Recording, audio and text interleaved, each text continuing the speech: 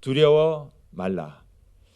우리는 요즘 두려움 가운데 살고 있습니다. 우리를 두렵게 하는 일들이 사실 너무 많습니다. 나이가 어리면 어린 대로, 또 어르신들은 어르신대로 우리의 삶에 염려와 걱정을 가져다 주는 많은 것들이 있습니다. 제가 제 삶을 한번 이렇게 생각해 보면서 나이대에 따라서 어떤 염려와 걱정을 하고 있나, 특별히 10살이 되기 전엔 아무 염려가 없을 거다라고 생각을 했습니다. 왜냐하면 부모가 모든 것을 다 막아주고 부모 뒤에 있기 때문에. 근데 저희 아이들을 이렇게 보니까 10살 밑에 아이들은 혹시 우리 엄마 아빠가 동생을 더 이뻐하는 것은 아닐까? 이런 염려와 두려움을 가지고 있더라고요.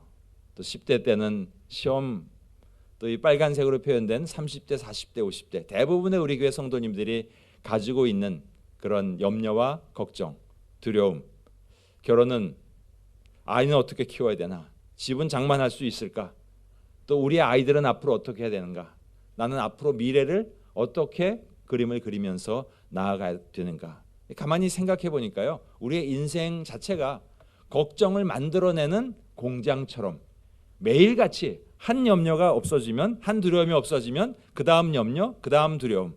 나이가 들면 들수록 모든 염려가 없어지는 것이 아니라 그 다음 단계의 또 다른 두려움과 염려가 우리 삶 속에 찾아오는 것을 볼 수 있습니다. 참 어떤 것을 염려하고 있는가? 때로는 사랑하는 사람을 잃어버릴 그런 염려, 또 재정적인 문제, 또 환경적인 문제, 고소공포증, 높은 데 못 올라가시는 분 계시죠? 또 폐소공포증, 갑갑한데 갇혀 계시는 거 못 참는 분 계시죠? 또 연설공포증. 우리 사역자들끼리 이야기하면요, 특히 이제 토요일이나 금요일쯤 되면요, 이 주일에 설교해야 되는 그 두려움 때문에 저도 그런 적이 있습니다. 금요일 저녁 때 잠을 잤는데 막 깨우는 거예요. 설교 시간 됐는데 왜 안 내려오세요? 그래서 자다가 놀래가지고 오늘이 토요일인데 왜 설교 시간을 얘기하느냐고. 그래서 식은땀을 번쩍 닦고는 눈을 떠봤더니 꿈이었더라고요. 주말이면 그런 두려움 속에서 지냅니다. 또 동물에 대한 두려움. 어릴 때 동네에 이렇게 풀어놓은 개들 때문에 지금도 길에 가다가 개가 좀 크면 이렇게 좀 피해 가려고 하는 그런 모습이 저한테도 있습니다. 또 암으로 인한 두려움, 바이러스로 인한 두려움. 우리 모두는 이런 두려움 속에서 사실은 살고 있습니다. 그런데 이 두려움, 그 가장 근본적인 원인이 무엇일까 생각해 보면요, 알지 못하기 때문에, 어떻게 될지 알지 못하기 때문에, 대책이 우리에게 없기 때문에 우리 속에서 두려움이 찾아옵니다. 성경은 우리에게 말씀합니다. 항상 기뻐하라, 쉬지 말고 기도하라, 범사에 감사하라. 모든 상황에서 이렇게 하라고 하시는데 사실 우리의 삶을 돌아보면요, 이렇지 않습니까? 항상 염려하라, 쉬지 말고 걱정하라, 범사에 두려워하라. 이것이 하나님의 자녀된 너희를 향한 사탄의 전략이니라. 사단은 우리로 걱정과 염려와 근심, 두려움 속에서 우리가 뭔가 스스로 우리를 보호할 수 있다고 생각하게 만들면서 아무것도 하지 못하도록 우리를 꽁꽁 붙들어 매 놓는다는 것. 혹시라도 이 아침에 어떤 환경적인 것으로 인하여 두려움이 내게 찾아온다면 말씀을 다시 한번 기억하시면서 나아가실 수 있기를 주님의 이름으로 축복합니다. 적당한 두려움, 사실 적당한 두려움은 필요합니다. 때로는 뉴스 같은 데 보면 아이가 차에 깔렸을 때 엄마가 트럭을 갑자기 번쩍 드는, 몸에서 갑작스럽게 부신이 나와서 그렇게 하는 그런 두려움이 때로는 필요합니다. 경계를 주시기 때문에 그 두려움이 필요합니다. 그러나 이것이 지나치게 됐을 때는 우리를 꼼짝 못하게 만든다는 사실. 히브리서 12장 28절에도 말씀합니다. 하나님을 기쁘시게 하기 위해서 우리는 하나님을 향한 경건함과 두려움으로 하나님 앞에 나아가야 되는데, 그 두려움이 하나님을 향한 두려움이 아니라 사람을 향한 두려움으로 나갈 때 잠언서는 우리에게 경고하고 있습니다. 잠언 29장 25절 같이 한번 읽겠습니다. 사람을 두려워하면 올무에 걸리게 되거니와 여호와를 의지하는 자는 안전하리라. 사람을 두려워하게 되면요, 결국은 그 사람의 올무에 빠지게 되어서 하나님의 뜻을 거역하는 그런 일을 범하게 된다는 것을 성경은 우리에게 경고하고 있습니다. 오늘 본문으로 한번 들어가 보겠습니다. 본문에는 두 부류의 사람을 이야기하고 있습니다. 집주인과 집사람들, 또 선생과 제자, 상전과 종을 이야기하고 있습니다. 이것은 사실 비유입니다. 예수님과 예수님의 제자들, 더 나아가서 예수님과 우리들. 그래서 오늘 본문에서는 예수님을 바라보면서 종교 지도자들이 바알세불이야 라고까지 이야기하면서 스승인 우리 예수님을 그렇게 박해하셨는데, 예수님도 그렇게 박해하셨다면 제자들의 삶 가운데, 또 오늘을 사는 우리들의 삶 가운데 얼마나 박해가 있겠는가. 많은 힘든 일이 있을 것이다. 그러나 두려워하지 말라. Fear not. 아멘. 두려워하지 말라 말씀하십니다. 왜냐하면 우리는 참새보다 귀하고 우리의 머리카락 숱까지도 다 세운 바 되셨다고. 내가 나를 아는 것보다 주님이 나를 훨씬 더 잘 아시고 모든 환경을 아신다고. 그래서 환경을 두려워할 것이 아니라 하나님을 두려워해야 된다라는 말씀이 오늘 본문의 요약입니다. 우리 부모님 중에 자신이 막 부들부들 떨게끔 그렇게 야단치시고 무서운 부모님, 그런 부모님이 계신가요? 부모님은 자녀를 사랑하시죠. 마찬가지로 우리 하나님께서도 우리가 하나님 앞에 무서워서 두려워서 막 덜덜덜덜 떠는 그런 삶을 원하시는 것이 아니십니다.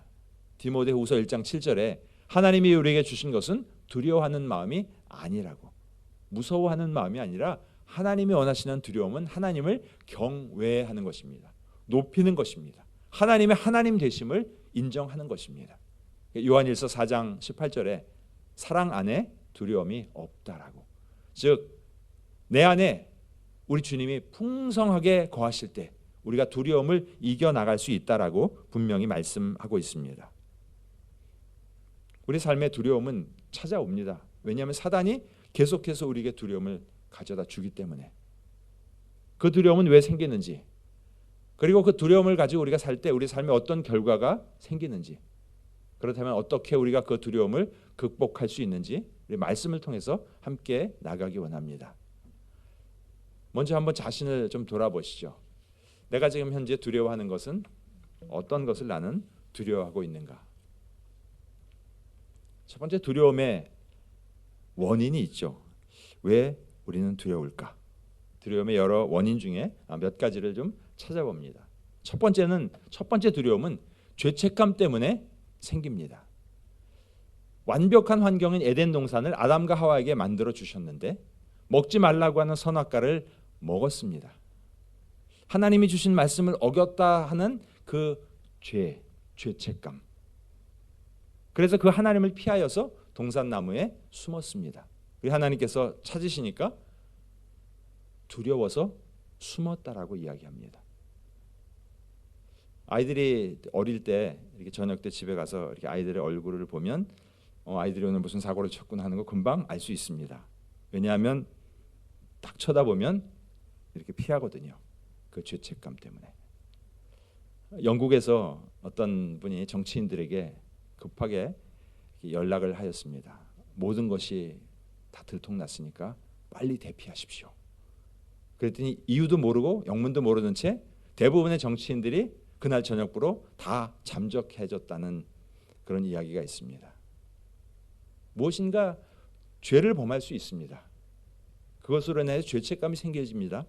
그때 우리가 해야 될 것은 두려워서 숨는 것이 아니라 주님 앞에 용서를 구하는 것입니다. 너희가 너희 죄를 자백하면 그는 미쁘시고 의로우사 모든 불의에서 우리를 사해 줄 것이다라고 성경은 분명히 말씀하고 있습니다. 두 번째는 불확실. 무엇인가 앞으로 미래가 걱정이 되고 염려가 되기 때문에 무엇인가 눈에 보는 무엇인가를 붙잡으려고 하는 그런 모습. 네, 창세기 36장은 이삭의 두 아들 중에 에서와 야곱이 있었죠. 그 큰 아들 에서에 대한 내용입니다. 그 자손의 이름은 이러하니라. 에서의 아내 아다의 아들 엘리바스. 에서가 아들을 낳는데 그 아들의 이름이 엘리바스입니다. 이방 여인에게. 이제 야곱에게 장자권을 이렇게 빼앗기게 되고, 그리고 나서 이제 어떻게 살아야 되나 하는 그의 삶 가운데 그가 아들을 낳았는데 아들의 이름을 엘리바스라고 지었습니다. 그리고 이 엘리바스가 바로 아말렉 족속의 시초였다는 사실. 네, 그런데 그의 이름을 보면요, 엘리바스라는 것이 과연 무슨 뜻인가?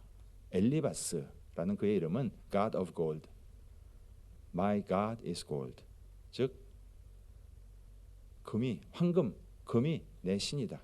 금이 모든 것을 지켜줄 것이다. 더 이상 장자권도 없고 어떻게 살아야 되는가 고민하다가 눈에 보이는 금에다가 모든 것을 걸고 살게 되었다는 것. 성경에 보면 밭에 감춘 보화의 비유가 성경에 나오죠. 그때 당시에 사람들이 금은 보화를 사서 어떻게 될지 모르니까 땅 속에다 묻어놓습니다. 그랬다가 전쟁이 나서 다시 돌아오지 못하게 되고 죽어버리면 그냥 나중에 그 땅을 사서 판 사람이 농사 짓다가 그 보화를 얻게 되는, 그 이야기가 바로 성경에 나와 있는 이야기입니다. 불확실할 때, 무엇인가 불확실할 때 사람은 무엇인가 눈에 보이는 무엇인가를 의지하려고 합니다. 돈을 의지하려고 하고 인맥을 의지하려고 하고 자기가 아는 지식을 의지하려고 합니다. 내가 가진 두려움을 그것으로 덮어버리려고 한다는 것입니다. 그러나 그때 바로 그 두려움이 우리에게는 우상이 될 수 있습니다. 하나님을 두려워해야 되는 그 자리에 두려움을 앉혀놓고 그 두려움을 다른 것으로 해결하려고 하는 그런 모습으로 우리가 살 수 있다는 것을 경고하고 계십니다. 특별히 이제 코로나, 이게 언제 끝날지, 또 우리 성도님들 중에서도 홍콩에 돌아왔는데 가족들은 아직 못 돌아와서 이 가족을, 내 아이들을 언제 만날 수 있을까, 이렇게 지금 염려하면서 지내시는 분도 계시죠. 모든 것이 불확실할 때 어떻게 해야 되나, 이때 우리가 더욱더 조심해야 될 것은 눈에 보이는 무엇인가를 의지해서는 안 된다는 것입니다. 가장 확실한 우리 주님을 의지하고 주님의 말씀을 의지하며 나아가야 되겠습니다. 세 번째는 거절감 때문에 우리에게는 두려움이 찾아옵니다. 요한복음 9장의 내용은 이런 내용입니다. 아들이 맹인이었었는데 예수님께서 그를 치료해 주셨습니다. 종교 지도자들이 찾아와서 당신 아들이 어떻게 해서 낫느냐 그랬더니 저가 장성하였으니 아들에게 직접 물어보십시오. 이렇게 말한 것은 유대인들이 누구든지 예수를 그리스도로 시인하는 자는 출교하기로 결의하였기 때문에, 즉 종교 지도자들을 무서워하였습니다. 예수님의 능력으로 치료해 주셨다라는 것을 시인하지 못하고 사람이 두려울 때 우리는 하나님을 잊어버릴 수 있습니다. 예수 그리스도께서 행하신 일, 주님이 나의 구주와 주님 되심을 사람들 앞에서 이야기하실 수 있습니까? 직장에서 내가 그리스도인임을 밝히실 수 있습니까? 식사의 자리에서 분명하게 주님 앞에 짧게라도 형식이 아닌 믿음으로 기도하며 나가실 수 있습니까? 혹시 사람들이 두려워서 누군가가 아직도 예수쟁이가 있네, 이 말 한마디가 두려워서 내가 그리스도인의 모습을 감춘다면 우리는 우리의 정체성대로 살지 못하는 것입니다. 사람이 두려울 때, 혹시라도 요즘은 교회나 그리스도인이나 또 목사님에 대한 비난이 신문지상이나 뉴스에 많이 나오죠. 여러분 그때 어떻게 계십니까? 그냥 침묵하십니까? 침묵은 두 가지 의미가 있습니다. 첫 번째는 나는 이야기에 끼어들고 싶지 않아 라는 생각일 수도 있지만, 또 하나는 묵시적 동의입니다. 또 어쩌면 남들이 뭐라고 할까 봐 거기에 그냥 조용히 돌 하나 이렇게 슬쩍 던지는 식으로 그래 좀 너무한 것 같으네, 혹시라도 그렇게 반응하지 마시기 바랍니다. 우리가 다 알지 못하는 사실에 대해서 세상이 그리스도인을 공격한다고, 세상이 목회자를 공격하고 교회를 공격한다고, 그때 우리는 그 앞에 나서서 아니라고, 사람들에게 욕을 먹는다 하더라도 우리는 그 앞에서 담대히 주님을 증거하며 우리 믿음의 공동체를 지켜나갈 수 있는 그런 믿음으로 나아가야 될 것입니다. 두려워서 숨으면 우리는 계속해서 숨게 됩니다. 네 번째는 죽음으로부터의 두려움입니다. 누군가가 칼을 들고 들어와서 저한테 죽여, 그러고 목에다 칼을 대면 두렵죠. 저도요. 죽는 거 두렵습니다. 왜냐하면 사랑하는 사람들과 계속 만나야 되고 살아야 되는데 그것이 끊어지기 때문에 죽음이라는 것은 두렵습니다. 그러나 주님이 원하신 그 삶을 우리가 누리면서 주님이 언젠가는 우리를 부르신다는 것을 우리는 기억하여야겠습니다. 한 번 죽는 것은 사람에게 정하신 것이요 그 후에는 심판이 있으리니 분명하게 말씀하셨거든요. 그리고 그 이후에 우리가 눈에는 보이지 않지만 벽으로 막혀 있는 것 같지만 그것을 통과해서 영원한 천국에 주님과 함께 산다는 것을 분명히 우리가 믿음의 눈으로 보고 나아가야 하겠습니다. 이렇게 우리에게 두려움을 가져다 주는 그런 원인 참 여러 가지 있습니다. 두려움은 영적인 존재인 우리를 무력화시켜 버립니다. 전혀 힘을 쓰지 못하게끔. 그래서 우리의 믿음을 파괴시켜 버립니다. 그리고 두려움의 경외의 대상인 그 하나님의 자리에 우리의 두려움을 앉혀놓고 두려움을 숭배하게 됩니다. 잠언서 29장 25절 말씀, 사람을 두려워하면 결국 올무에 걸리게 된다는 것을 우리에게 말씀하고 있습니다. 이처럼 두려움의 원인 여러 가지가 있지만 그 중에 몇 가지를 보았습니다.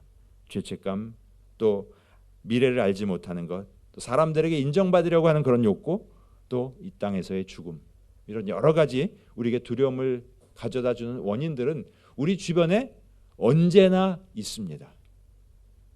그렇다면 우리가 이 두려움에 그냥 순복해서 살 때 우리의 삶에는 어떤 결과가 생기는가? 이 두려움의 결과, 먼저는 이 육체적인 측면, 의학적인 측면에서 보면요, 우리를 성령의 전인 하나님의 성전으로 이 육체를 주셨는데 이 육체가 제대로 펑션을 하지 못하게 됩니다. 이 성령과 기질이라는 책에 나와 있는 내용인데요, 두려움으로 인한 질병으로 인해서 고혈압, 심장병, 신장병, 갑상선종, 관절염, 두통, 뇌졸중 50가지 이상의 여러 가지 질병으로, 이 두려움으로 놀래서 심장마비로 사망하는 경우도 있고요. 의학적으로도 이 두려움은 온갖 질병을 우리에게 갖다 줄 수 있다는 것을 경고하고 있습니다. 또 영적으로는 어떻습니까? 영적인 측면으로도 우리를 완전히 망가뜨리고 무기력화시키는 그런 내용들을 볼 수 있습니다. 사무엘상 15장 15절은 아말렉을 진멸하라고 하신 하나님의 말씀 앞에 불순종한 사울의 모습을 이렇게 이야기하고 있는데요, 사울이 이렇게 변명하고 있습니다. 무리가 아말렉 사람들에게 끌어온 것인데 백성이 당신의 하나님 여호와께 제사하려 하여 양들과 소들 중에서 가장 좋은 것을 남김이요. 사울은 지금 거짓말을 하고 있습니다. 이 들려오는 소의 소리와 양의 소리는 어찌미냐 했을 때 거짓말을 하고 있습니다. 그리고 사울은 이렇게 이야기합니다. 가장 좋은 것을 하나님 앞에 드리겠다고. 그런데 아말렉을 다 진멸하라고. 아까 아말렉의 그 윗대가 에서였죠. 황금을 신이라고 섬기는 사람들의 후손을, 그들이 가지고 있었던 것 중에 가장 좋은 것, 그것을 하나님께 그것을 가지고 예배하겠다고. 즉 잘못된 것을 가지고 하나님 앞에 나가게 됩니다. 즉 우리의 예배가 완전히 망가지게 된다는 사실.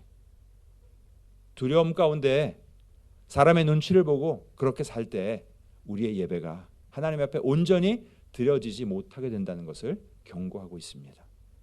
우리가 생각하기에 좋은 것이지만 하나님이 받으실 것이 아니죠. 왜냐하면 불순종이었기 때문에. 또 15장 24절은 말씀합니다. 같이 한번 읽겠습니다. 사울이 사무엘에게 이르되 내가 범죄하였나이다. 내가 여호와의 명령과 당신의 말씀을 어긴 것은 내가 백성을 두려워하여 그들의 말을 청종하였음이니이다. 사람들이 두렵기 시작하면요, 하나님을 두려워하지 않게 된다는 사실. 다윗이 골리앗과 싸울 때 그는 어땠습니까? 골리앗을 두려워하지 않았습니다. 왜냐하면 그는 하나님을 두려워했기 때문에, 하나님께서 싸우실 것을 믿고 그는 골리앗에게 나갔습니다. 그러나 사울은 골리앗을 두려워했기 때문에 그는 싸우지 못했습니다. 그러나 위대한 다윗도 그의 아들 압살롬이 반란을 일으켰을 때 압살롬이 두려웠습니다. 사람이 두려웠을 때 그는 결국 왕궁을 놔두고 도망가는 신세가 되었다는 사실을 성경은 우리에게 이야기하고 있습니다. 무엇을 두려워해야 되는지 성경은 말씀하고 있습니다. 또 신명기 20장 8절에 이 두려움은 전염된다고 말씀합니다. 책임자들은 또 백성에게 말하여 이르기를 두려워서 마음이 허약한 자가 있느냐 그는 집으로 돌아갈지라 그의 형제들의 마음도 그의 마음과 같이 낙심될까 하노라. 두려움으로 인하여 하나님께서 우리에게 하라고 주신 사명 그 앞에 낙심되어서 못해요 이것이 전염돼 갖고 하나님의 뜻을 이루지 못하게 되는 그런 영적인 문제가 생긴다고 말씀하고 있습니다. 그래서 오늘 읽은 본문 28절에서 말씀합니다. 다시 한번 같이 읽겠습니다. 몸은 죽여도 영혼을 능히 죽이지 못하는 자들을 두려워하지 말고 오직 몸과 영혼을 능히 지옥에 멸하실 수 있는 이를 두려워하라. 두려워해야 될 것과 두려워하지 말아야 될 것 두 가지를 말씀하고 있습니다. 이것이 바뀌면 안 된다고 말씀하고 있는데 여기 보십시오. 몸은 죽여도 영혼을 능히 죽이지 못하는 자들. 이건 무엇이죠? 우리가 세상에서 두려워하는 것들이요.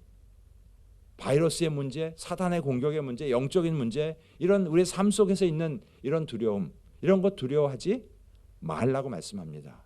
그런데 이것을 두려워하면 죄가 되는 거죠. 그러면 결국 이 죄를 범해서 우리가 죄의 종, 사단의 수하로 더 꼼짝 못하게 꽁꽁 묶인다는 것을 우리에게 경고하고 있습니다. 자, 같이 한번 읽겠습니다. 두려움은 하나님 자녀된 우리에게 육체를 망가뜨릴 뿐 아니라 하나님의 뜻을 이루는 삶을 살지 못하도록 묶고 가두어 버립니다. 죄가 주변에 전염되는 것 같이 두려움도 전염됩니다. 하나님 자녀답게 살기 위해서는 방해하는 두려움을 극복해야 합니다. 그냥 시간이 지나가면 없어지겠지가 아니라 근본적인 대책을 가지고 이것을 넘어서야 될 것입니다. 왜냐하면 이번 바이러스 세월 지나면 없어집니다. 분명. 그렇죠? 세월 지나면 분명히 없어집니다. 그러나 또 분명한 것은 이보다 더 강한 바이러스 분명히 또 나올 것입니다. 어쩌면 그런 일들 가운데 우리가 사랑하는 사람들을 먼저 천국에 보낼 수도 있습니다. 그래서 우리가 이 두려움을 하나님은 어떻게 두려움 앞에 서야 되는가, 이 말씀의 원리를 분명히 갖고 나가실 수 있는 저와 여러분 되시기를 주님의 이름으로 축복합니다. 어떻게 극복할 것인가? 즉 첫 번째, 하나님 앞에서 우리의 삶이 하나님 앞에서 사는 삶을 사시기 바랍니다. 마태복음 10장 22절 같이 한번 읽겠습니다. 또 너희가 내 이름으로 말미암아 모든 사람에게 미움을 받을 것이나 끝까지 견디는 자는 구원을 얻으리라. 오늘 24절부터 31절 읽었는데요. 마태복음 10장은 전체적인 메시지가 이것입니다. 믿음을 갖고 세상에 사는 자 고난을 받을 것이다. 나한테도 이렇게 사람들이 박해하고 고난하고 바알세울이라고 했는데 하물며 너희들이 받을 고난은 얼마나 크겠느냐. 그러나 두려워하지 말라. 이것이 전체의 메시지입니다. 그래서 그 삶 속에서 어려움이 오는 것 당연한 것이다. 모든 사람에게 미움을 받을 것이다. 끝까지 견디라 말씀합니다. 25절에서 말씀하죠. How much more? 하물며 대장이신 우리 주님, 능력의 하나님이신 그 주님도 그렇게 대했는데 하물며 우리는 얼마나 더 심하게 대했느냐. 그러나 두려워하지 말고 10장 32절 사람들 앞에서 시인해라. 어떠한 상황 속에서도 주님을 시인하며 주님을 바라보며 주님이 내 인생을 다 보고 계시는, 우리 인생의 총감독 되시는 그 주님이 내가 지금 어떤 삶의 현장에서 어떤 태도로 어떤 신앙 고백으로 살고 있는지 보고 계시다고, 어떠한 상황 속에서도 주님을 시인하며 나아가라고 말씀하고 계십니다. 사도 바울이 붙잡힐 것이고 고난당할 것이고 이런 경고를 들었을 때 바울은 이렇게 이야기합니다. 주 예수께 받은 그 사명, 나는 이것을 위하여 주님 앞에서 살겠다라고. 이것이 우리가 배워야 할 믿음의 고백입니다. 아무리 환경이 어렵고 우리를 두렵게 한다 하더라도 주님이 보고 계시다는, 주님 앞에서 주님을 인정하고 주님을 시인하며 그 주님을 신뢰하며 나가실 수 있기를 축복합니다. 우리가 물질을 신뢰하고 경험을 신뢰하고 우리의 네트워크를 신뢰할 때 우리 주님의 자리가 없어지게 됩니다. 사도 바울이 고백했던 것처럼 내 주 예수 그리스도를 아는 지식이 가장 고상하기 때문에 그는 모든 것을 다 배설물로 여긴다고.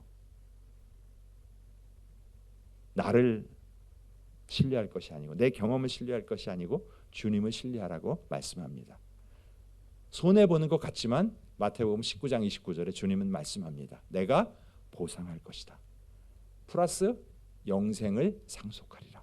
앞에 거와는 비교할 수 없는 이 영생을 축복으로 믿음을 지킨 자에게 주시겠다고 말씀하십니다. 정말 그렇게 주시나? 성경을 좀 찾아봤더니 예가 하나 있더라고요. 여러분 욥 아시죠? 욥. 그가 뭘 잘못해서가 아니라 시험의 대상에 이렇게 들게 돼서 테스트를, 사단이 시험하는 그 테스트 속에서 아들 7, 딸 3, 좀 이렇게 시각적으로 보시라고 일부러 아라비아 숫자로 표현을 했습니다. 다 죽었죠. 또 양, 낙타, 소, 암나귀 500. 그런데 마지막에 끝까지 믿음을 지켰을 때 하나님께서 그를 어떻게 축복해 주셨는가 이게 보았더니요, 처음보다 복을 더 주셨는데 양 14,000, 낙타 딱 보니까 2배 숫자더라고요. 그리고 아들 7을 또 주셨고 딸 7을, 딸 3을 또 주셨고, 그러면 천국에 가 있는 아들 7, 딸 3과 이 땅에 있는 딸 3과 아들 7 하면 자녀도 2배로 축복을 주셨고 물질도 2배로 축복을 주셨고, 왜 이 성경 안에 이렇게 구체적으로 숫자까지 다 집어넣으셨을까 하는 것은 하나님께서 분명히 우리에게 보상하시고 내가 갚아주겠다, 나를 신뢰하고 세상에서 하나님 앞에서 하나님을 시인하며 사는 삶을 내가 보장할 것이다, 내가 갚을 것이다 라는 것을 확실하게 설명해 주시기 위해서 이렇게 숫자로 곱하기 2 정확하게 말씀해 주시는 이런 예까지도 찾을 수 있었습니다. 하나님 말씀하십니다. 내게 할 수 없는 일이 있겠느냐. 주님 한순간에 이 코로나 정리하실 수 있습니다. 그러나 우리에게 말씀하십니다. 두려워하지 말라. Fear not. 근데 어떤 분이 이 성경에 두려워하지 말라라는 단어가 몇 번 나오나 세봤더니요, 제가 세본 건 아니고요, 366번이 나온답니다. 그래서 매일같이 두려워하지 말라. 그리고 혹시 윤달이 낄 때는 1년이 366일이잖아요. 그래서 그럴 때까지도 걱정하지 마라. 그래서 366번을 이렇게 쓰셨다고 하는데, 하여튼 이렇게 반복해서 우리에게 두려워하지 말라고 말씀합니다. 환경, 바이러스 두려워할 것이 아니라 우리가 그럼 무엇을 두려워해야 되는가? 하나님을 바라보면서 하나님을 경외하라고. 결국은 선악간에 우리를 심판하실 하나님을 경외해야 될 것을 분명하게 말씀하고 있습니다. 코람데오, 하나님 앞에 서는. 그래서 마태복음 10장 26절에 그들을 두려워하지 말라. 감추인 것이 드러나지 않을 것이 없고 숨은 것이 알려지지 않을 것이 없느니라. 지금은 손해보는 것 같고 지금은 억울한 것 같고 지금은 진리가 덮여있는 것 같지만 결국은 다 드러나게 되어 있으니까 너희는 두려워하지 말라. 분명하게 말씀하고 계십니다. 이 오스왈드 체인버스 목사님이 이런 얘기를 하십니다.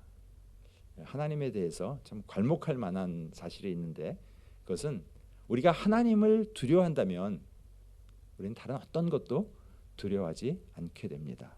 마치 다윗이 골리앗 앞에 섰을 때처럼. 그러나 반면에 if you do not fear God, 하나님을 두려워하지 않을 때 you fear everything else. 다른 모든 것들을 다 두렵게 되는 것을 우리에게 말씀하고 있습니다.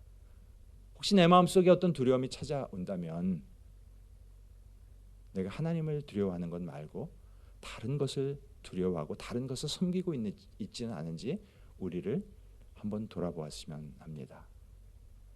성경에 나온 한 인물의 이야기를 함께 나누고 마치도록 하겠습니다. 창세기 32장은 그 유명한 머리가 빨리 돌아갔던 사람 야곱에 대한 이야기입니다. 에서에게서 도망을 갔죠. 장자권을 가지고. 세월이 흘렀습니다. 열심히 자기 머리를 잘 돌려서 삼촌 라반에게서 이런 것 저런 거 다 얻고 뭐 아내도 4명, 뭐 자손도 12명 많이 얻었습니다. 그러니까 이렇게 고백합니다. 나는 주께서 주의 종에게 베푸신 모든 은총과 모든 진실하심을 조금 더 감당할 수 없사오니 내가 내 지팡이만 가지고 이 요단을 건넜더니 지금은 2때나 이루었나이다. 그는 갖고 싶은 모든 것을 다 가졌습니다. 물질? 네. 자녀? 네. 아주 대가족을 그렇게 이루었습니다. 그런데 그는 에서가 두려웠습니다. 다시 고향으로 돌아가는데 모든 것을 가졌지만 그에게 찾아오는 그 두려움을 그는 피할 수 없었습니다. 모든 것을 다 가졌다고 내 안에 들어오는 두려움을 피할 수 없습니다. 내가 주께 간구하오니. 그는 이 두려움 앞에서 주님 앞에 엎드리기 시작합니다. 나의 형의 손에서 에서의 손에서 나를 건져내시옵소서. 내가 그를 두려워하면 그는 에서가 와서 자기를 죽이고 자기 처자를 치고 모든 것을 다 가져갈 것이 그는 많이 두려웠습니다. 야복나루에서 천사와 씨름을 시작했죠. 그때 말씀 주시죠. 내 이름을 다시는 야곱이라 부를 것이 아니요 이스라엘이라 부를 것이니라. 야곱이라는 이름은 자기의 지혜, 자기의 꾀, 남의 뒤꿈치, 발뒤꿈치 잡는 사람, 아마 세상에서는 똑똑하고 지혜롭고 굉장히 눈치 빠르다고 이야기할런지 모릅니다. 내가 여태 야곱으로 살아왔구나, 내 힘으로 살아왔구나, 내 노력으로 살아왔구나, 많은 것을 가졌지만 그러나 내가 그렇기 때문에 내가 두려워하는구나. 우리는 야곱처럼 살았을 때 아무리 많은 것을 갖고 누린다 하더라도 우리는 두렵습니다. 그것이 인생입니다. 그에게 더 모든 것을 주시는 것이 아니라 그의 이름을 바꿔주십니다. 이제는 야곱으로 살지 마라. 이제는 이스라엘로 살아라.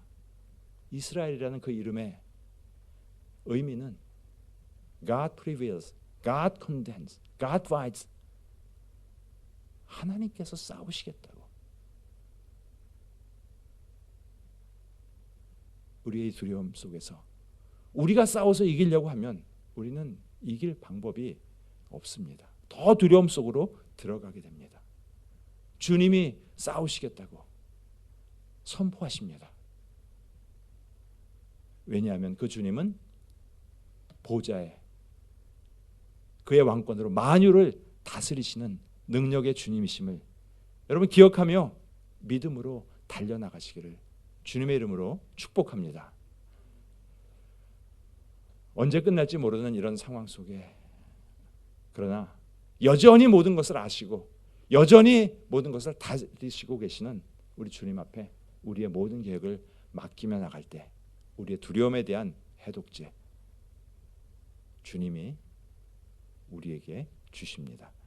이 시간 우리 함께 한번 기도하실 때 나는 혹시 내가 두려워하고 있었던 그런 것들을 해결하려고 인간적인 방법으로 그렇게 야곱처럼 발버둥 치면서 그렇게 살고 달려오지는 않았습니까? 혹시라도 여태까지 이룬 모든 것이 빼앗길까 봐 무너질까 봐 두려워하고 있지는 않습니까? 바울은 모든 것을 배설물처럼 여기라고 했는데 주님 외에 내가 의지했던 것들, 주님 이제 바울이 고백했던 것처럼 배설물로 여기며 오직 주님만을 바라보며 나가겠습니다. 하나님 앞에서 살겠습니다. 하나님을 신뢰하며 살겠습니다. 하나님을 두려워하며 살겠습니다. 우리 이렇게 믿음으로 고백하며 나가도록 하겠습니다. 아버지 하나님, 우리의 처한 모든 환경,